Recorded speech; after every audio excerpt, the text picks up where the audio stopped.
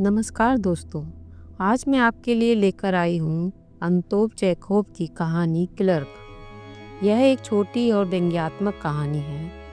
कहानी का मुख्य पात्र एक साधारण सरकारी क्लर्क है। कहानी इस प्रकार है। कर्नल की मौत। वह एक सुंदर रात थी जब समझदार क्लर्क इवान दिमित्री चेरव्योकोव अव्वल दर्जे की दूसरी पंक्ति में बैठकर दूरबीन की मदद से कार्निवाल का आनंद ले रहा था। वह खेल देख रहा था और अपने को सबसे सुखी व्यक्ति मान रहा था जब अचानक उसका चेहरा सिकुड़ गया। उसकी आंखें आसमान की ओर चढ़ गईं। उसकी सांस रुक गई। वह दूरबीन से मुंह हटाकर अपने स्थान पर दोहरा हो गया और आँख छी। कहने का मतलब यह है कि उसे छींक आ गई। यूं तो हर किसी को जहां चाहे छींकने का हक है। किसान, थाने के दरोगा, यहाँ तक कि प्रीवी काउंसिल के मेंबर तक छींकते हैं। हर कोई छींकता है, हर कोई। दिमित्रिच को इसमें कोई झेप नहीं लगी। रुमाल से उसने अपनी नाक पोंछी और एक सभ्य व्यक्ति की तरह यह देखने के लिए कि उसकी छींक से किसी को असुविधा तो नहीं हुई है, उसने चारों ओर निगाह दौड़ाई और अचानक वह सामने देखकर घबरा गया, क्योंकि उसने एक छोटे से वृद्ध व्यक्ति को ठीक अपनी आगे वाली सीट पर बैठे हुए देखा, जो सावधानी से अपनी गंजी खोपड़ी और गर्दन को अपने दस्ताने से साफ कर रहा था और कुछ बड़बड़ाता जा रहा था। दिमित्रिच ने उस बूढ़े को पहचान लिया कि वह ट्रांसपोर्ट मंत्रालय के सिविल जनरल ब्रिजालोव हैं। मैंने उनके ऊपर छींक दिया, उसने सोचा। वह मेरे अफसर हैं, यह ठीक नहीं हुआ। यह कितना भद्दा है, मुझे माफ़ी मांगनी चाहिए। हल्के से खांसकर दिमित्रिच आगे की ओर झुका और जनरल के कान में फुसफुसाया, मैं क्षमा प्रार्थी हूँ सर, मुझे छींक आ गई थी। मेरा यह मतलब था कि। जनरल ने कहा, जी कोई बात नहीं। दिमित्रिच ने कहा, कृपया मुझे माफ़ कर दें, मैं यह जानबूझकर नहीं किया था। जनरल ने कहा, भगवान के लिए क्या तुम चुप नहीं रह सकते, मुझे सुनने दो। कुछ घबराया हुआ दिमित्रिच झेप में मुस्कुराया और खेल की तरफ मन लगाने की कोशिश की। वह कलाकारों को देख रहा था, किंतु अब वह अपने को दुनिया का सबसे ज्यादा सुखी इंसान नहीं समझ पा रहा था। पश्चाताप में वह डूबा हुआ था। इंटरवल में वह ब्रिजालोव के पास पहुंचा। एक क्षण असमंजस में गुमसुम खड़ा रहा, फिर साहस बटोर कर वह मिमियाया, सर, मैंने आपके ऊपर छींक दिया, मुझे क्षमा करें। आप जानते हैं कि मेरा यह मतलब नहीं था। जनरल ने कहा, अरे बस करो, मैं तो इस बात को भूल भी गया था। क्या तुम छोड़ोगे नहीं इस बात को? जनरल ने कहा। दिमित्री ने जनरल की ओर आश्चर्यजनक तरीके से ताकते हुए सोचा, वह कहते हैं कि भूल गए हैं, लेकिन मुझे उनकी आंखों का भाव ठीक नहीं लगा। वह मुझसे बात नहीं करना चाहते। मुझे उन्हें अवश्य समझाना चाहिए कि मेरा यह आशय नहीं था। यह तो प्रकृति का एक नियम है, अन्यथा शायद वह यह सोच बैठे कि मैं उन पर थूकना चाहता था। अब ये भले ही वह ऐसा ना सोच रहे हों, लेकिन बाद में शायद वह सोचने लगे। घर पहुंचकर दिमित्रिच ने पत्नी को अपने अभद्र व्यवहार के बारे में बताया।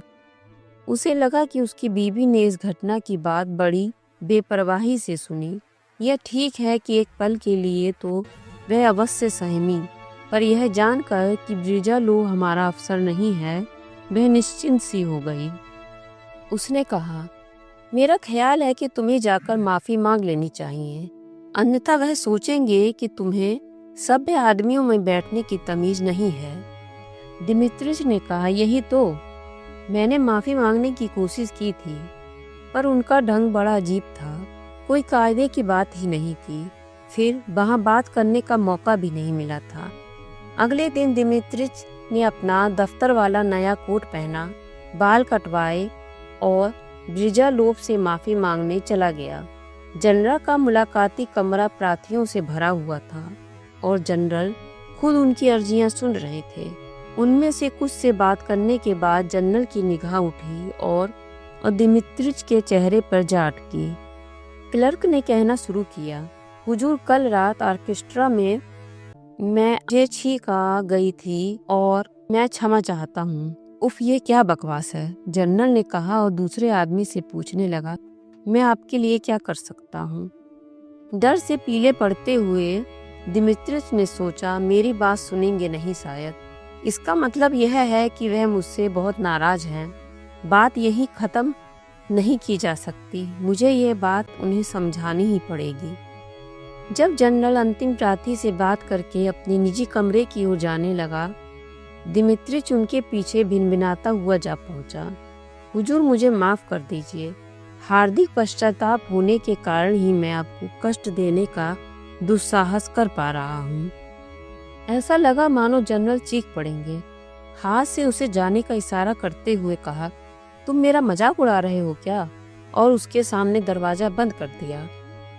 दिमित्रिच ने सोचा, मजाक? मुझे तो इसमें कोई मजाक की बात दिखाई नहीं देती।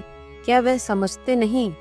और वह बड़े जनरल हैं। बहुत अच्छा, मैं इस भले आदमी को अपनी क्षमा प्रार्थनाओं से परेशान नहीं करूंगा। भाड़ में जाएं वह। मैं उन्हें एक पत्र लिख दूंगा। मैं अब उनके पास जाऊंगा नहीं। हाँ, मैं नहीं जाऊंगा बस। ऐसे ही विचारों में डूबा दिमित्रिच वापस घर पहुंचा, पर उसने पत्र नहीं लिखा। उसने बहुत सोचा विचारा, लेकिन वह यह नहीं तय कर पाया कि बात किन शब्दों में लिखी जाए। अतः अगले दिन फिर उसे मामला साफ करने के लिए जनरल के पास जाना पड़ा। श्रीमान, मैंने कल आपको कष्ट देने की जो हिम्मत की थी। जब जनरल ने उस पर प्रश्न सूचक निगाह डाली तो उसने कहना शुरू किया, आप पर हंसने के लिए नहीं, जैसा कि सर आपने कहा था, मैं आपके पास माफी मांगने आया हूँ। आपको मेरी छींक से कष्ट हुआ। जहाँ तक आपका मजाक उड़ाने की बात है, मैं ऐसी बात कभी सोच भी नहीं सकता। मैं ये हिम्मत कैसे कर सकता हूँ? अगर हम लोगों के दिमाग में ऐसे लोगों का मजाक बनाने की बात घर कर जाए तो फिर सम्मान की भावना कहाँ रह जाएगी? बड़ों की कोई इज्जत ही नहीं रह जाएगी। गुस्से में कांपते लाल पीले हो जनरल चीखा, निकल जाओ यहाँ से। दिमित्रिच भय से स्तंभित हो फुसफुसाया, क्या? पैर पटकते हुए जनरल ने दोहराया, निकल जाओ। दिमित्रिच को लगा जैसे उसके भीतर तड़ाक से कुछ टूट गया हो, दिल डूब रहा हो। जब वह लड़खड़ाते हुए पीछे चलकर दरवाजे तक पहुंचा, दरवाजे से बाहर आया और सड़क पर चलने लगा, तब वह ना कुछ देख पा रहा था ना सुन पा रहा था। संज्ञा शून्य यंत्र चालित सा वह सड़क पर बढ़ता गया। घर पहुंचकर वह दफ्तर वाला कोट पहने ही जैसे का तैसा सोफे पर गिर पड़ा और मर गया। कहानी में चेखोव ने व्यंग्य के जरिए दिखाया है कि समाज में पद और रुतबे का दबाव इंसान को मानसिक रूप से कितना कमजोर बना सकता है। चैनल को लाइक, शेयर और सब्सक्राइब करें, जिससे हम साथ मिलकर और भी कहानियों का सफ़र तय कर सकें।